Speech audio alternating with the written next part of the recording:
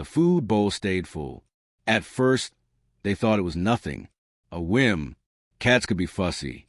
Maybe he wanted something fresher, softer. But by the second day, the mother felt it in her chest. He didn't even sniff it. Just walked past, tail low, eyes fixed on the back door. She tried tuna, chicken, even his favorite treats. He refused everything. Instead, he sat by the glass, nose pressed against the cold pane, staring into the yard as if waiting. Her husband brushed it off. He'll eat when he's hungry. But she knew. Mothers always knew. Something was wrong. The children asked why he wouldn't play, why he wouldn't purr when they stroked his back. The mother had no answer. That night, she knelt by him. Please eat. Her whisper trembled. The bowl still stayed full. And then, just as the house fell quiet, he slipped away, silent, out the door, into the night. He didn't come back. What would you do if your pet suddenly stopped eating? Subscribe to follow this mystery, and stay until the end, because the truth behind this cat's hunger will shock you. The night stretched long and thin. The family searched with flashlights, their beams cutting through the dark streets of the neighborhood. The children called his name again and again, their voices echoing against fences and quiet houses. No answer, only the sound of leaves shifting in the late wind. The mother's heart pounded as she walked the same block 3 times. She checked under cars. She peered behind trash bins. She whispered his name, softer now, as though he might only come as she spoke with tenderness. Still nothing. It wasn't like him.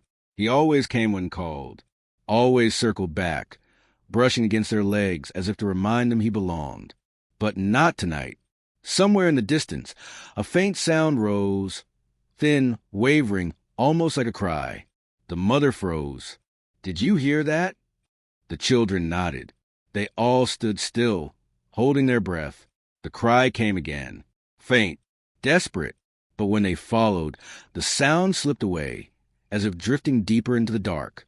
They turned down one street, then another, but it was gone. The silence after felt heavier than the sound itself. The father tried to reassure them. Maybe it wasn't him. But his words carried no conviction. The mother pulled her coat tighter. She blamed herself for not stopping him when he slipped through the door, for not locking it sooner, for not feeding him something better. She replayed every small moment as if one choice could have changed this night. The hours passed. Clouds gathered, thick and heavy, until the first drops of rain spattered against their cheeks. The storm broke suddenly. Sheets of water poured down, blurring the streets into rivers of shadow and shine. The flashlights faltered in the downpour. The children shivered. "We have to go home," the father said. His voice was firm, but his eyes betrayed the same fear that gripped the mother. She didn't want to give up. Every part of her wanted to keep walking, to push through the storm, to search until her legs gave out. But she looked at the children, wet, cold, clinging to her hands. She nodded, swallowing the lump in her throat. They walked back in silence. That night, the mother lay awake, listening to the rain hammer the roof. Each drop a reminder where he might be. Alone, cold, hungry. She whispered his name in the dark. No answer. When morning finally came, the rain slowed to a gray drizzle. The neighborhood looked washed out, weary. Puddles stretched across driveways. Branches littered the yards. She slipped on her boots before the children woke. She had to try again. The backyard was quiet, except for the dripping of water from the trees. She almost didn't hear it. Faint rustling low to the ground. Her eyes felt a porch. There he was, crouched low, trembling, his fur plastered to his thin body. His eyes were half shut, dull with exhaustion. He looked smaller somehow, fragile in a way she had never seen before. "Baby," her voice cracked as she bent down. He didn't move, didn't run to her, didn't lift his head. She slid her arms around him, and the shock of his damp, shivering body broke something inside her. She carried him in, holding him tight, whispering over and over, "You're home, you're home." The children gathered, voices soft with relief, but their joy faltered when they saw him. He wouldn't eat. Even when the mother warmed his favorite meal and placed it by him, the bowl stayed untouched. He turned his head away, weak, as if food meant nothing. The storm outside had passed. But inside the house, a deeper storm had begun. Questions with no answers. Fear that gnawed at every heart. Why wouldn't he eat? Why did he slip away at night? And what had he found out there that mattered more than coming home? The mother sat beside him, stroking his damp fur, her hand trembling. She knew this was more than stubbornness, more than fussiness. Something was pulling him away, something she couldn't yet see, and it terrified her. The waiting room smelled of disinfectant and fear. Dogs whimpered in their carriers. A parrot muttered words that no one wanted to hear. Children flipped through worn magazines. And on the mother's lap lay the cat, limp and quiet, his fur still rough from the storm. His eyes stayed half closed, not with sleep, but with something heavier. She kept one hand on him, stroking gently, though the touch felt useless. It used to make him purr. Now it did nothing. When the vet finally called them in, her heart hammered like it was her own appointment. Inside the exam room, the bright light made him look even weaker. The vet, a kind woman with sharp eyes, listened carefully as the mother explained. The refusal to eat, the strange disappearances, the trembling under the porch. The vet nodded slowly, listening more to the silence between the words. Then the examination began. Stethoscope pressed to his chest. Ears, eyes, mouth checked one by one. Needles slid into thin veins, drawing blood into tiny vials. He didn't resist. He only lay still, too tired to fight. The mother braced herself for the results. She imagined the worst. Cancer, organ failure, something hidden inside, rotting him away. But when the vet returned, her brow was furrowed not with certainty, but confusion. All his tests are normal, she said. The mother blinked. Normal? Yes. No sign of infection. No parasites. His organs are healthy. He's not dehydrated beyond what I'd expect after storm. The word should have brought relief. But they didn't. Relief slipped away, leaving only dread. Then why won't he eat? The mother whispered. The vet leaned closer. Tell me, when he ignores food, what does he do instead? The mother hesitated. He sits by the door. He stares outside, as if he's waiting for something. Almost like he hears something I can't. The vet's gaze sharpened. She snapped her fingers softly. The cat's ears twitched. She clapped once. His head lifted, startled. When she shifted a metal tray across the counter, the cat's body stiffened, pupils widening. He's reacting strongly to certain sounds, the vet murmured. Not to sight, not to smell, sound. The mother frowned. But what does that mean? The vet hesitated. Sometimes, when animals witness something traumatic, they develop unusual behaviors. It can look like avoidance, obsession, even self-harm.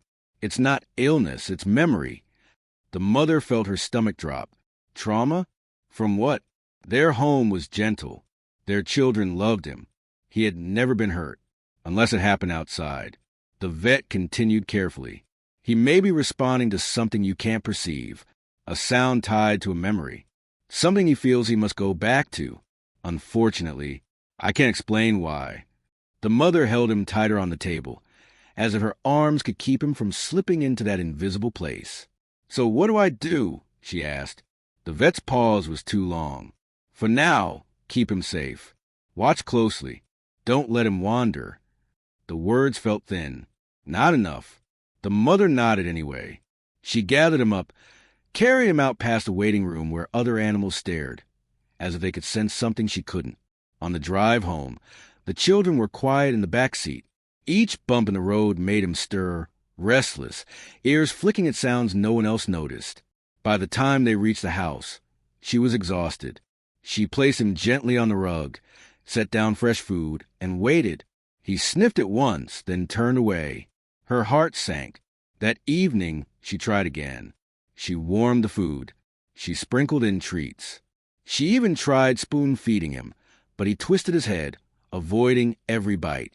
When the children went to bed, she stayed beside him in the living room. The house fell silent. And that's when it began. The scratching. At first, it was soft, almost polite, his paw brushing against the doorframe. Then it grew frantic, claws dragging across wood, his body pressed against the glass. His tail lashed back and forth, eyes wide, pupils black with urgency. He wasn't just asking. He was pleading. The sound of his claws echoed through Quiet House.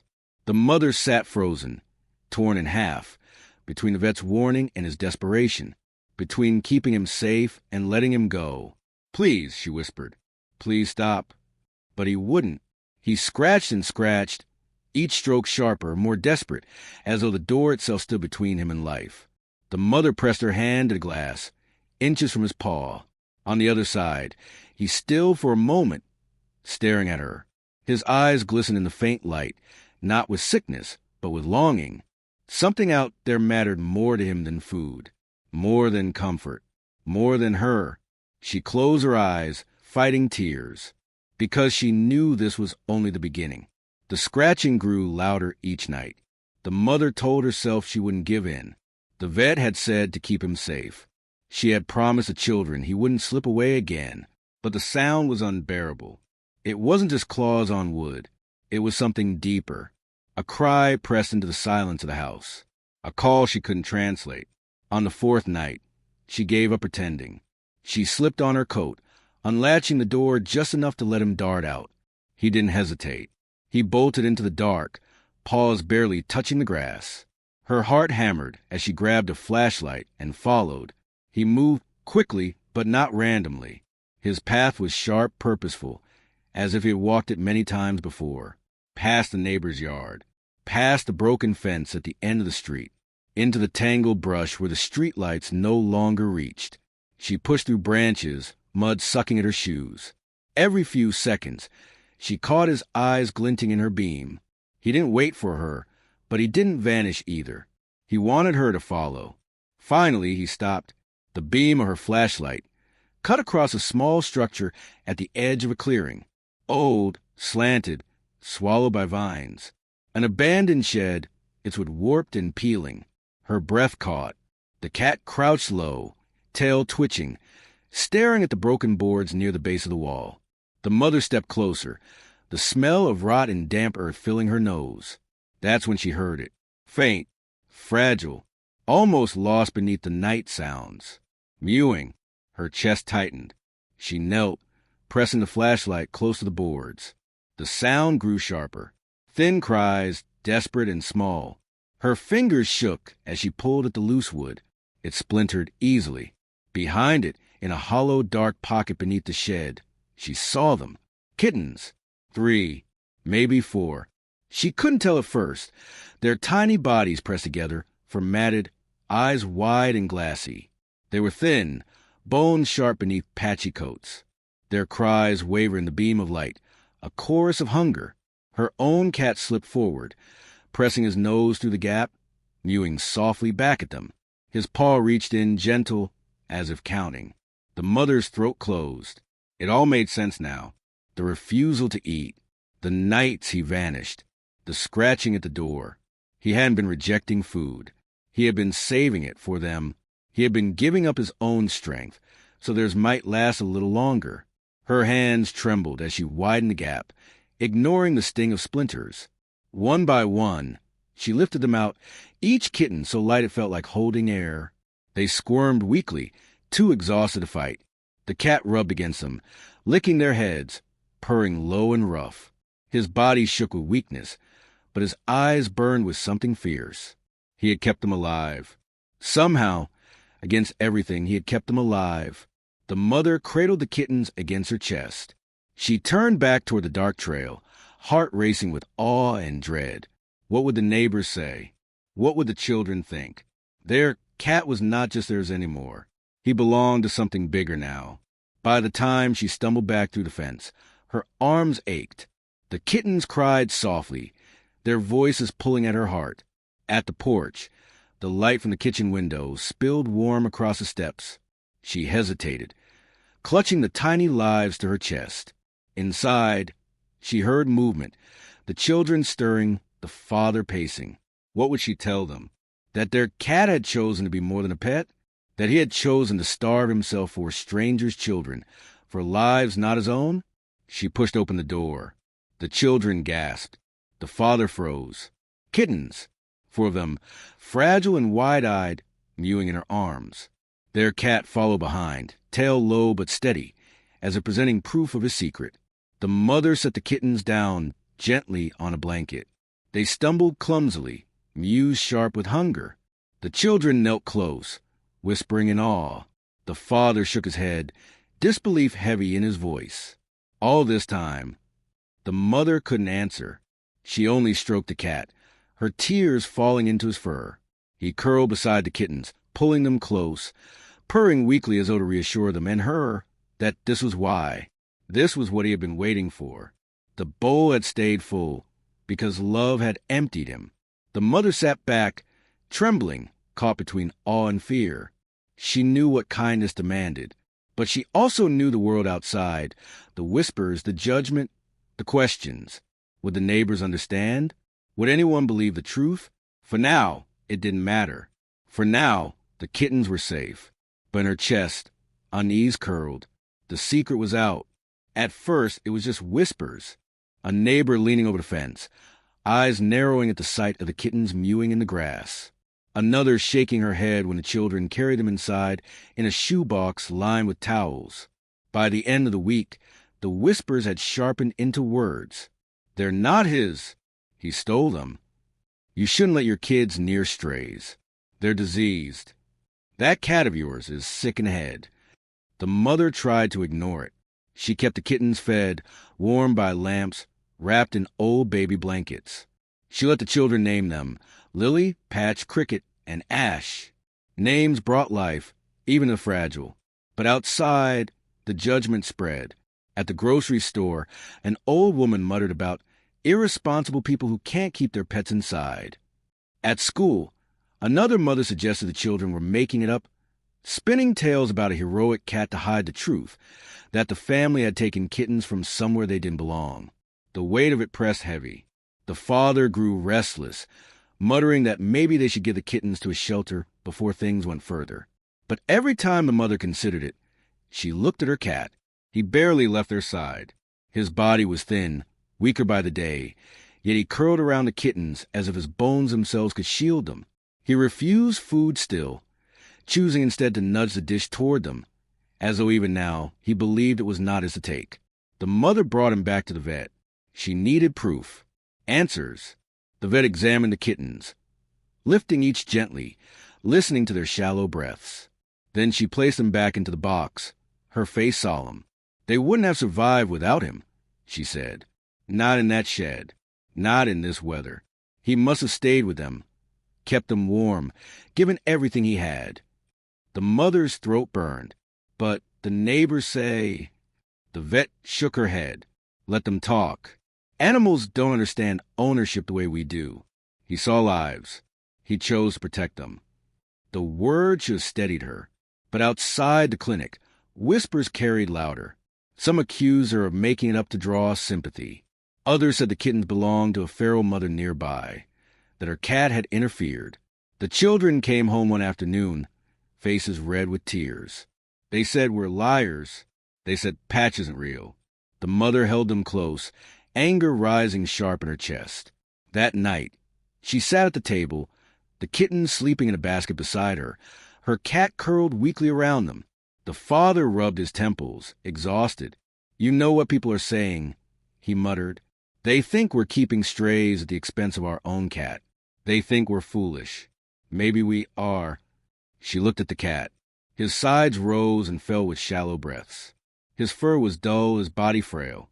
Yet even in weakness, his paw rested gently over the smallest kitten, as though claiming responsibility until the end.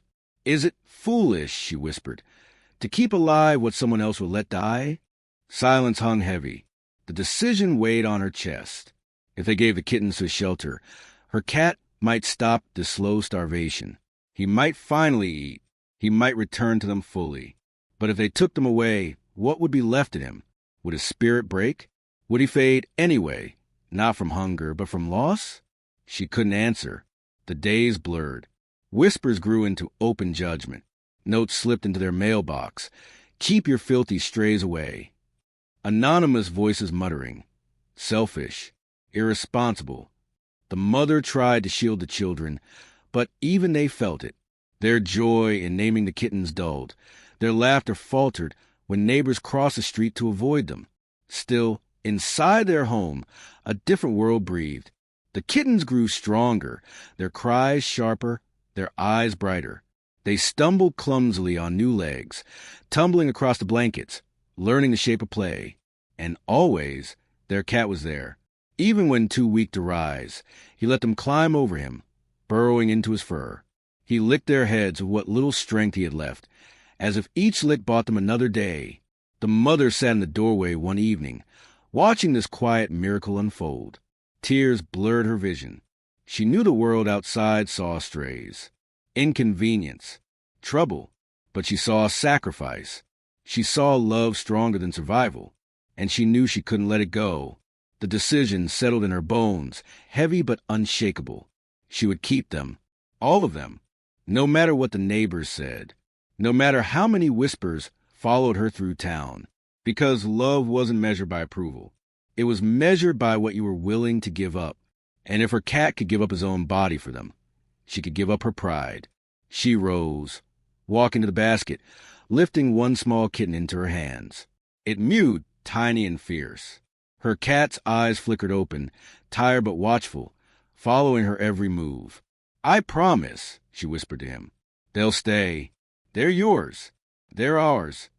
His eyes closed again, slow and heavy, but his purr rumbled weakly through his chest. The mother pressed the kitten to her heart, knowing the hardest choice had been made. She only hoped it had been the right one. The decision was made in silence. No family meeting, no vote, no drawn-out arguments. Just a promise whispered in the kitchen that night, one the mother carried heavy in her chest. They would keep the kittens, not for appearances, not for pity, not even for the children who begged to keep them, but for him, for the cat who had chosen hunger over comfort, who had carried a secret through storms and shadows, only to bring it home when it nearly broke him. The next morning, the mother fed the kittens first, warm milk in shallow bowls. Their cries filled the air, sharp but hopeful. They drank eagerly, tiny sides swelling with life. Her cat sat close, eyes fixed on them. When she nudged the dish toward him, he turned away at first, his body still thin, his bones still sharp beneath dull fur. But then one kitten stumbled, mewing weakly, tipping the dish. Milk splattered across the floor. Her cat bent his head. He licked once, twice, slowly, deliberately. The mother froze, breath caught in her throat. Then he ate. Not much, just enough to wet his tongue, to taste the thing he had denied himself for so long. But it was something, a beginning. Tears blurred her eyes. She whispered, "You're coming back to us." Days stretched into weeks. The kittens grew stronger, their legs steadier, their voices louder. They chased each other clumsily across the living room, pouncing on shadows, tumbling into baskets. Their presence filled the house with noise, mess, and laughter. The neighbors still whispered, but softer now. Curiosity had replaced suspicion. A few even came to the door, peering in with wide eyes at the sight of four lively kittens and a frail cat that refused to leave their side. "He kept them alive?" someone asked once, doubt and wonder tangled in the same breath. The mother only nodded. The story spread quietly, through streets, through backyards, through late-night conversations whispered over fences.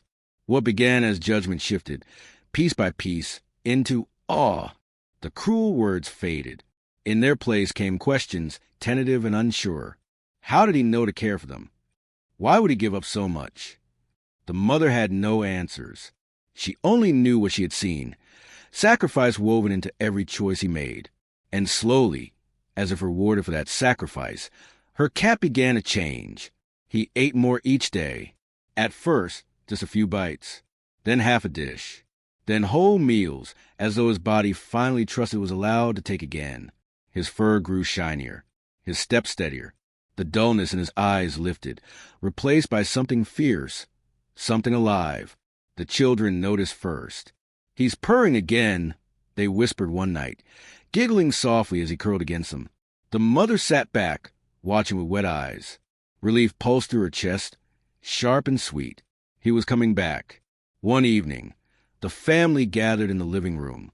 The kittens tumbled across the rug, batting at a dangling string the father held. The children laughed until their sides hurt. The cat lay nearby, stretched long, eyes half closed but alert.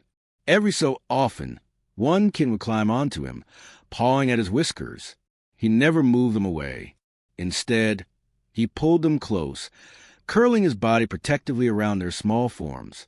The mother sat on the couch, hands folded, watching, and it hit her all at once. He hadn't been sick. He hadn't been broken.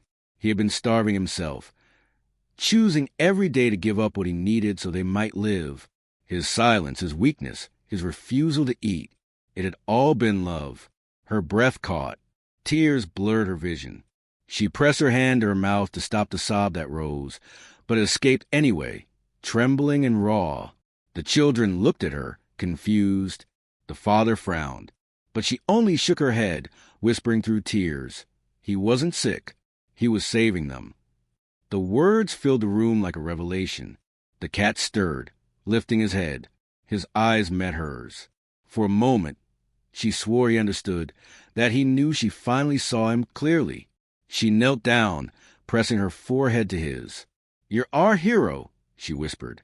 He purred, deep and steady, the sound vibrating through both of them. As the weeks passed, the community softened. Where there had been doubt, there was now admiration. Children from down the street asked to see the kittens. Neighbors who had once judged left food on the porch. Quiet offerings of apology. The story of the starving cat who saved orphans became something whispered not in cruelty, but in wonder. But inside the home, none of that mattered. What mattered was this. For kittens alive and thriving. One cat stronger each day. A family bound tighter by the lesson he had given them. Love wasn't easy. It wasn't neat. It wasn't safe. Love meant sacrifice. Love meant choosing others over yourself. And sometimes love meant starving until someone else was strong enough to live. That night, the house was quiet.